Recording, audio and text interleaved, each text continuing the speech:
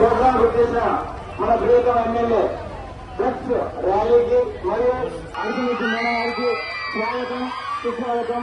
Sir, చాలా సంతోషం ఈరోజు ఈ ప్రోగ్రాం మా కదిరిపట్నంలో ఏర్పాటు చేసుకున్నందుకు కలెక్టర్ గారికి మరియు చేయడానికి ఇటువంటి ప్రోగ్రామ్స్ కాకుండా వీటిని నిర్మూలించడానికి అదేవిధంగా ఊర్చి దీన్ని ఖచ్చితంగా నివేదించి అవసరమైతే నిర్బంధంలో కూడా తీసుకుని ముందుకు పోదాం.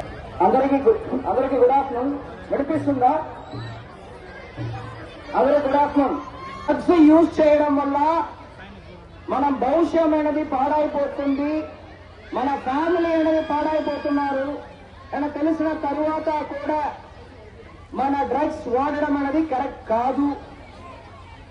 డ్రగ్స్ వాడడం వల్ల మన మెంటల్ హెల్త్, ఫ్యామిలీ, తర్వాత లీగల్ పరంగా చట్టపరంగా ఏమేమి తీసుకుంటున్నామన్నది మీ అందరికీ కూడా తెలియాలి. ఇక్కడ వచ్చిన వాళ్ళందరూ కూడా మిగిలిన వాళ్ళకి చెప్పాలి. దానికోసమే ఈ రోజు ఇక్కడ అందరూ గ్యాదర్ అవడం జరిగింది. స్కూల్ పిల్లలు ఉన్నారు, ఎన్జిఓస్ ఉన్నారు, ఆటో నడుపుతున్న వాళ్ళు ఉన్నారు, అన్ని మతాల వాళ్ళు, కులాల వాళ్ళు అందరూ ఉన్నారు.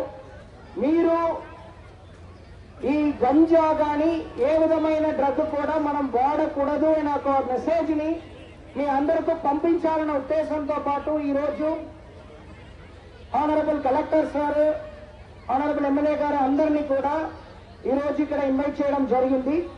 ఈ మెసేజ్ అనేది అందరికీ చేరాలనే ఉద్దేశంతో పాటు పిల్లల ద్వారానే, పిల్లలు పెద్దవాళ్ళు మీ అందరి ద్వారా ఈ మెసేజ్ అందరికీ చేరాలనే ఉద్దేశంతో పాటు ఈ రోజు ఇక్కడ ఈ గ్యాదరింగ్ చేస్తూ తర్వాత ఇక్కడ నుంచి ఒక ర్యాలీ చేయడం వల్ల ఈ మెసేజ్ అనేది ప్రతి ఒక్కరికి చేరాలనేది కోరుకుంటున్నాము.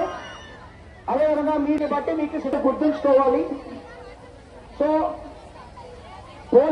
ఎనీ డ్రగ్ అంటే దాదాపు 40-42 మంది ఉన్నారు గంజా కేసెస్ లో ఇన్వాల్వ్ అయిన వాళ్ళపైన స్పెషల్ నిఘా పెడుతున్నాము, వాళ్ళపైన పీడీ యాక్ట్ పెడుతున్నాము, నగర బహిష్కరణ యాక్ట్ పెడుతున్నాము. వాళ్ళకి శిక్ష పడిందంటే 7 సంవత్సరంకి, అంటే వాళ్ళకి దగ్గర దొరికిన గంజాని బట్టి 7 సంవత్సరం నుంచి 22 సంవత్సరం 24 సంవత్సరం వరకు శిక్ష కూడా పడతాయి.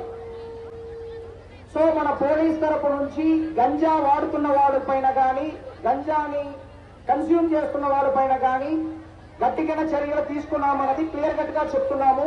టీచర్స్ కానీ, అదేవిధంగా మెడికల్ డిపార్ట్మెంట్ కానీ ఎవరికైనా ఈ గంజా వాడుతున్న వాళ్ళకి సంబంధించిన ఇన్ఫర్మేషన్ వచ్చిందంటే అది ఇమీడియట్ గా మన పోలీస్ కి ఇన్ఫార్మ్ చేయాలని చెప్పి కోరుకుంటున్నాము. బికాస్ మీరు ఇమీడియట్ గా మనకి దాన్ని తెలియపరిచారంటే వాడుతున్న వాళ్ళతో పాటు దాన్ని కంట్రోల్ చేయడానికి ఆస్కారం ఎక్కువ ఉంటుంది. మీరు చెప్పలేదంటే అది ఒకరి నుంచి ఒకరు క్యాన్సర్ లాగా స్ప్రెడ్ అవుతూనే ఉంటాయి. తర్వాత మన సొసైటీలో గంజా లేని సొసైటీగా కన్వర్ట్ చేయాలంటే అంత ఈజీగా ఉండదు. కాబట్టి పేరెంట్స్ కూడా నా అబ్బాయి పోలీస్ కి తెలియకూడదన్న ఉద్దేశంతో పాటు మీరు బయటకు చెప్పరు. దీనివల్ల ఏమవుతాయి, మీ దగ్గర ఉన్న మీ అబ్బాయి దగ్గర నుంచి వాళ్ళ ఫ్రెండ్స్ దగ్గర నుంచి మీ ఏరియా అలాగా అది స్ప్రెడ్ అవుతుంటాయి. కాబట్టి మీరు అందరూ కూడా పోలీస్ కి కోఆపరేట్ చేయాలని చెప్పి కోరుకుంటున్నాము. ఓకే, అందరికీ నమస్కారం. ఒకసారి అందరూ గట్టిగా జై భారత్, జై స్వర్ణాంధ్ర, జై స్వచ్ఛాంధ్ర. అండ్ మహిళా సోదరిమణులందరికీ కూడా నమస్కారం. ముఖ్యంగా మా అందరికీ కూడా మీరే మార్గదర్శకులు. అఫ్కోర్స్ ఈరోజు 2 కార్యక్రమాలు జరుగుతున్నాయి, స్వర్ణాంధ్ర, స్వచ్ఛాంధ్ర. రెండవది గంజా మీద మనం చేస్తున్నటువంటి పోరాటం. ఈ 2 కూడా మన రాష్ట్ర ప్రభుత్వం చాలా ప్రత్యేకంగా తీసుకుంటారు. సో ఈ కార్యక్రమానికి విచ్చేసినటువంటి మన స్థానిక శాసనసభ్యులు కందిగూడ వెంకటప్రసాద్ గారికి, అలాగే మన ఎస్పీ సతీష్ గారికి అండ్ ఆర్డీఓ, డిఎస్పీ అందరూ ఇక్కడ ఉన్న పెద్దలందరికీ కూడా పేరు పేరున నమస్కారం తెలియజేస్తున్నాను. సో స్వర్ణాంధ్ర, స్వచ్ఛాంధ్ర గురించి మాట్లాడితే ప్రతి 3వ శనివారం మనము ఒక టాపిక్ తీసుకుంటాం. ఒకరోజు ఈ వేస్ట్, ఒకరోజు తడి చెత్త, పొడి చెత్త, ఒకరోజు మన కంపోస్ట్ ఎరువును తయారు చేసుకోవడం, లేదంటే పర్యావరణాన్ని ప్లాస్టిక్ ని వినియోగించకూడదు. ఇలా మనం చాలా చాలా చెప్పుకుంటాం. అంటే పర్యావరణం మీద మనం కేవలం మాటలు కాకుండా చేతల్లో పని చేస్తేనే అది దాన్ని సాధించగలుగుతాం. దానికి ఎవరో మున్సిపాలిటీ వారు కానీ పంచాయతీ వారు వచ్చి చేయరు. మన ఇంటిని నుంచే మొదలు పెట్టాలి. ఏ మంచి కార్యక్రమం ఉన్నా, స్వచ్ఛతా కార్యక్రమం అయినా, గంజాయి మీద పోరాటం కావచ్చు, మహిళల్ని గౌరవించడం కావచ్చు, అన్ని కుటుంబం నుంచే మొదలవుతాయి.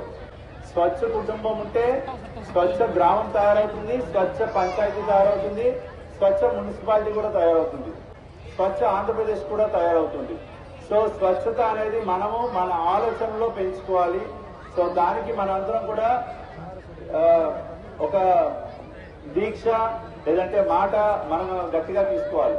అలాగే మన ఇంటి దగ్గర ఉన్నటువంటి చెత్త నుంచి మనం ఎరువు తయారు చేసుకొని మష్రూమ్ కల్టివేషన్, మన మిద్దె మీద కూరగాయలు పండించుకున్నట్లయితే ఆరోగ్యవంతమైనటువంటి వెజిటేబుల్స్ తినొచ్చు, పర్యావరణాన్ని కాపాడిన వాళ్ళము కూడా అవుతాం మనం. సో దయచేసి ఇక్కడున్న మహిళలు, ఇక్కడున్న స్టూడెంట్స్ అందరూ కూడా చెత్త శుభ్రత కానీ పర్యావరణం కాపాడడంలో కానీ మీరందరూ కూడా భాగస్వాములు అవ్వాలని కోరుకుంటూ, తర్వాత మన ఎస్పీ గారు గంజాయి మీద పోరాటానికి సంబంధించి ఒక సబ్సాయి జిల్లాలో ఒక గట్టి ఒక సంకల్పం తీసుకున్నాం. ముఖ్యంగా మన ఏరియాలో గంజాయి రవాణా జరగదు, కానీ అక్కడక్కడ కొన్ని చోట్ల గంజాయి వాడటం అనేది కనబడుతుంది. ఈ గంజాయి మత్తులో ఎంతమంది తమ అంటే ఫిజికల్ గా హెల్త్ పాడు చేసుకుంటున్నారు, మెంటల్ గా ఇంబ్యాలెన్స్ అవుతున్నారు, సొసైటీలో వైలెన్స్ లో పాల్గొనడం కానీ, కుటుంబంలో డిస్టర్బెన్సెస్ రావడం కానీ మనం చాలా మందిని చూసి అంటే కెరీర్ డిస్ట్రాయ్ అయిపోతుంది చాలా మందికి. సో దయచేసి గంజాయి మీద మీరందరూ కూడా, నేను గంజాయి తీసుకోను, గంజాయిని నా ప్రాంతంలో కానీ మా ఏరియాలో కూడా లేకుండా చేస్తానని చెప్పి వాగ్దానం తీసుకోవాలి. ఏదైతే మనకి టోల్ ఫ్రీ నెంబర్, మీ లోకల్ ఎస్ఐ గారి నెంబర్స్ ఉన్నాయి మీ అందరి దగ్గర. సో మీరు సొసైటీలో మీరు కూడా ఒక పోలీస్ కి తోడుగా ఉండి గంజాయి లేని సత్యసాయి జిల్లాని మనందరం కూడా తీసుకురావడానికి మనందరం కూడా కృషి చేయాలని కోరుకుంటూ మంచి అవకాశం ఇచ్చారు అండ్ చాలా యాక్టివ్ గా పార్టిసిపేట్ చేశారు. అందరికీ నమస్కారం, నమస్కారం, జై హింద్, జై హింద్. వాళ్ళు మన ఊరికి వచ్చి మన కోసం, మన సమాజం కోసం, కదిరి ప్రాంతం కోసం, కదిరి ప్రాంతంలో ఉన్నటువంటి ప్రజల సుఖ సంతోషాల కోసం ఆలోచించేటువంటి కార్యక్రమంలో మనం వాళ్ళకి ఇవ్వాల్సినటువంటి గౌరవం అత్యున్నతమైనటువంటి స్థానంలో ఉండాలని చెప్పేసి కూడా పిల్లలకు కూడా తెలియజేస్తా ఉన్నాను. ఎందుకంటే పిల్లలు, తల్లిదండ్రులు ఒకటే ఆలోచన చేసుకోండి. డ్రగ్స్ ఫ్రీ సొసైటీ కావాలని ముఖ్యమంత్రి గారు కలగంటేనో, ఎస్పీ గారు ఉద్యోగం చేస్తేనో, లేదు సర్కిల్ ఇన్స్పెక్టరో, సబ్ ఇన్స్పెక్టరో, లేదు హోంగార్డ్ వరకు పనిచేస్తేనో కుదరదు. తల్లిదండ్రులు సామాజిక బాధ్యత ఉండాల. పిల్లలను పెంచే క్రమంలో వాళ్ళకు మెచ్యూరిటీ లెవెల్స్ ఉండవు. మీరు చూపించాల్సినటువంటి బాధ్యత ఏమంటే మీ బిడ్డల పట్ల ప్రేమను చూపించండి, పిల్లలకు సమయాన్ని ఇవ్వండి. వాళ్ళని పెంచి పోషించాల్సినటువంటి బాధ్యత తల్లిదండ్రుల మీద, సమాజంలో ఉన్నటువంటి విలువైనటువంటి వ్యక్తుల మీద, బాధ్యత కలిగినటువంటి వ్యక్తుల మీద నిరంతరం ఉంటుంది. కానీ తల్లిదండ్రులకి మీ బిడ్డలు చూడటమే మీకు ప్రత్యేకమైనటువంటి బాధ్యత. వాళ్ళ సమయం ఇవ్వాల్సిందేదే మీ ప్రత్యేకమైనటువంటి విధి విధానాలు. పిల్లలు కూడా సామాజిక బాధ్యతతో మసలుకోవాల్సినటువంటి అవసరం ఎంతైనా ఉంది. ఈ రోజున ఏం మిస్ అవుతోందంటే అధ్యాపకులకు కూడా తెలియజెప్తా ఉన్నాను, make them to learn certain social responsibility. Civic sense ఉండాలా. ఈ సమాజం నాది, నా తర్వాత కూడా మళ్ళీ మనుషులే బతుకుతారు, వాళ్ళు కూడా మాకంటే ఇంకా మెరుగైనటువంటి జీవన ప్రమాణాలతో బతకాలనే ఆలోచన ఈ భూమి మీద పుట్టిన మనందరికి కూడా. ఇక్కడ గాలి పీల్చుకుంటున్నాం, నీళ్లు పీల్చుకుంటున్నాం, భూమిని వాడుకుంటున్నాం, ఇల్లు కట్టుకుంటున్నాము, పాఠశాలకు పోతున్నాం, బట్టలు వేసుకుంటున్నాం.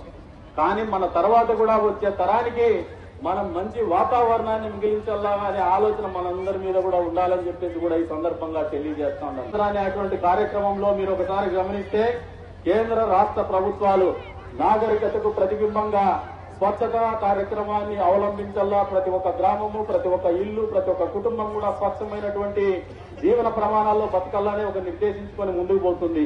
తద్వారా ఏదైతే మనం కేంద్ర బడ్జెట్లు కావచ్చు, రాష్ట్ర బడ్జెట్లు కావచ్చు, అత్యధికంగా వైద్యానికి మనం కేటాయించేటువంటి నిధుల్లో కొద్ది వరకు మౌలిక సదుపాయాలకు కూడా మనం కేటాయించుకునేటువంటి పరిస్థితులు వస్తాయి, వైద్య ఖర్చులు తగ్గించుకోగలిగితే. మాదక ద్రవ్యాలు, వినియోగించకుండా వాటికి దూరంగా ఉంటాను. మాదక ద్రవ్యాలు వాటిని ఎప్పటికీ తాకనని, వాటి వల్ల కలిగే హానిని ఇతరులకు కూడా నిర్ణయించుకుంటున్నాను. మత్తు పదార్థాలకు లేదు అని చెప్పి ఆరోగ్యవంతమైన సంతోషకరమైన జీవితాన్ని గడుపుతాను. మాదక ద్రవ్యాల రహిత చేస్తున్నాను. ఇప్పుడు ర్యాలీ ఉంటుంది. ర్యాలీ